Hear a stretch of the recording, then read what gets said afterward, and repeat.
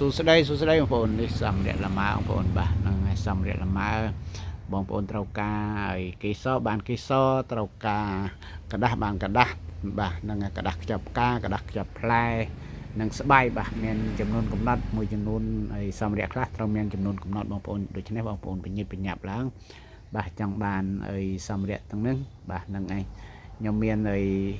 តម្លៃបោះដុំយើងលក់តម្លៃផ្សេងតម្លៃប៉ុនយើងលក់តម្លៃផ្សេងអញ្ចឹងណាបាទហ្នឹងឯងតម្លៃរួយយើងលក់តម្លៃផ្សេងតម្លៃរាយអើយ20 30 40 50យើងលក់តម្លៃផ្សេងអញ្ចឹងបងប្អូនបាទតម្លៃខុសៗគ្នាអញ្ចឹងបាទវាមានតម្លៃដូចគ្នាទេខាងខ្ញុំលក់បាទហ្នឹងឯងលក់រាយតាមរាយទៅលក់ដុំតាមដុំទៅបាទហ្នឹងឯងតម្លៃរួយយើងលក់តាមរួយទៅបាទហ្នឹងឯងដូច្នេះបងប្អូនស្វែងយល់តេតួងតម្លៃសម្ភារៈលម៉ើខ្ញុំបាទបងប្អូនត្រូវការប្រមាណប៉ុនប្រមាណ10000ក៏មានដែរបងប្អូនបាទហ្នឹងហើយយកទៅបោះដុំយកទៅលក់ដុំបន្តអូខេហ្នឹងហើយឌីប៉ូខ្ញុំចែកជូនបាទឌីប៉ូខ្ញុំចែកជូនបាទហ្នឹងហើយអរគុណច្រើនហ្នឹងហើយបងប្អូនបាទហ្នឹងហើយដែលគ្រប់ត្រូលខាងលម៉ើជីវការបាត់ដំបងខាងខ្ញុំបាទខ្ញុំខាងលម៉ើជីវការបាត់ដំបងបាទហ្នឹងហើយសូមអរគុណបាយបាយ